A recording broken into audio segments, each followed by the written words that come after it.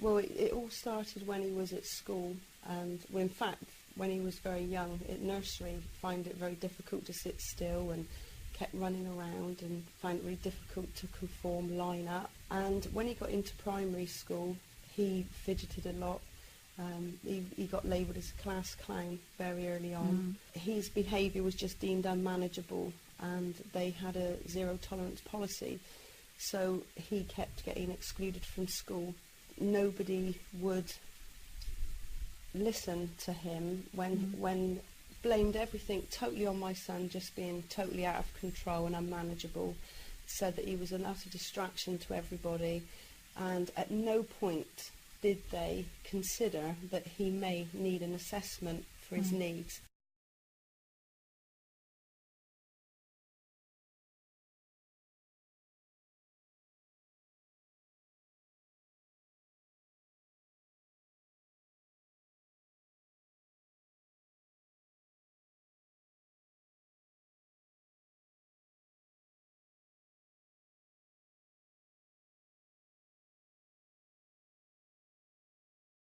Well, ADHD, it's an attention deficit hyperactivity disorder, whereby when we say hyperactive, it's not necessarily in the physical sense.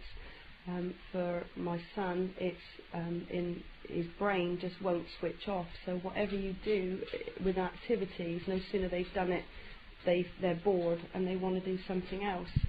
So you can never actually satisfy them. Everything is for the moment.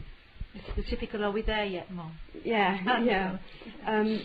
So they become very frustrated because often as well they think above their years and they want to be doing things that are outside of their age range, really, and they become frustrated because they're always bored. They become frustrated. Then they get angry, and then you see behaviours such as spitting, kicking, biting. Fire is quite a classic one. They get bored and they think it's good to set fire to things. There is a common core of behaviours that you do see amongst young people with ADHD, and when I first came across them, I felt like I was the only one with a child that did it. But eventually, once I started to be a bit more open about it and not feel so shamed, it was surprising how many other people could share those experiences, and then you would talk about how to manage it. But there was no support groups available. It was only through being referred to CAMS that we were able to have any insight into how to manage it. But the most important thing that I would say is they need, more than anybody, boundaries and structure to their day.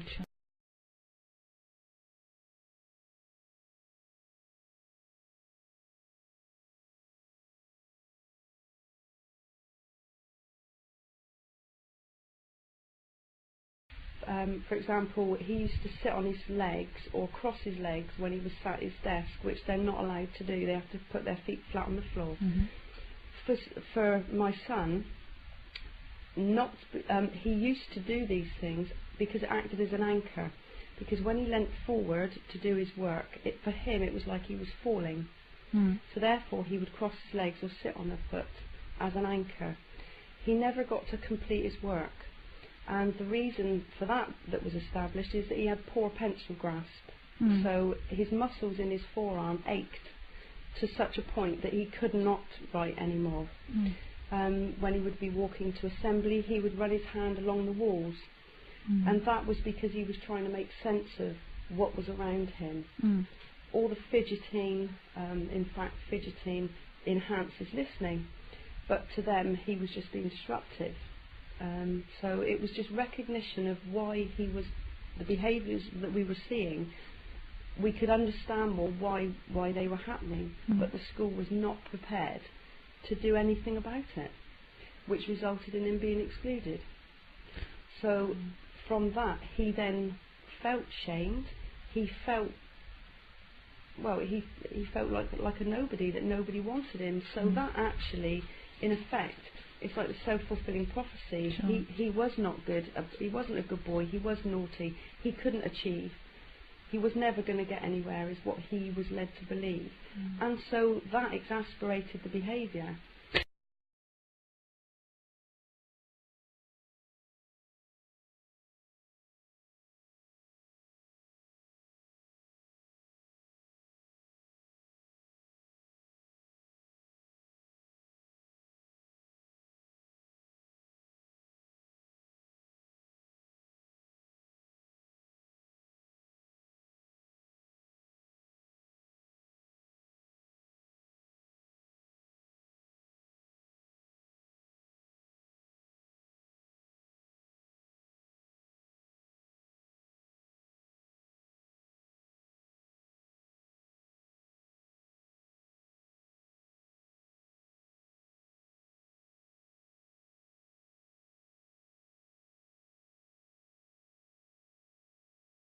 to Norton College. I'd like to just take a minute to explain to you the thinking behind this project and how it came about.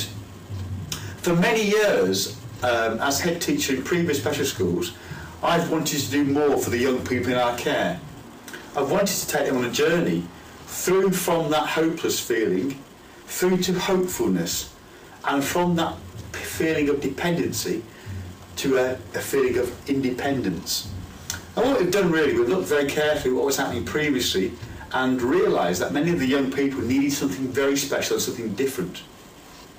So here we've taken over 66,000 square feet of previously used factory space and taken also the office space and some land and the old canteen from the factory, and we've converted that into a bespoke learning environment specifically for those children who've not been able to benefit from the mainstream of education. And what we've done here, we've got together with the best research and the best academics to create what we feel is a different, we're transforming the young people's opportunities, which will hopefully transform their outcomes. Right, now I understand that Mr Hardiker's getting a football team together for Norton College and that you're going to be starring in this team, right? Yeah, and if we had a drink like the sports enhancing drink, it would help us greatly to enhance our energy for a lot longer. Okay, it's also going to look after you as you get older, isn't it? There are lots of other benefits from taking sports nutrition. What are you hoping to get from the programme? Just basic overall performance enhancing better. Have you ever had any vitamins and minerals before? Not really, no. This is my first time actually trying them. And okay, so what are you hoping to improve in your own with this? Just basically overall running and just basic peak fitness.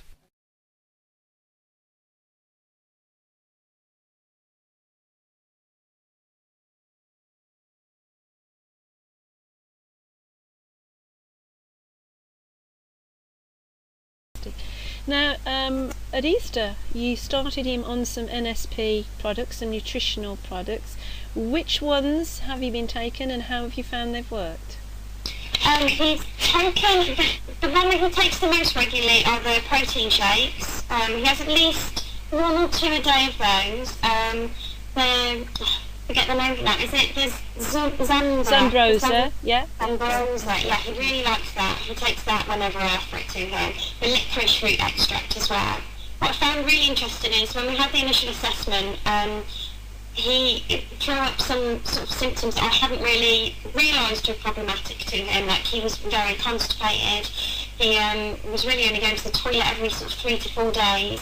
He also had no appetite throughout the day really, and he would be insatiably hungry all throughout the evening. And since taking the nutritional supplements, that has really alleviated some of those symptoms.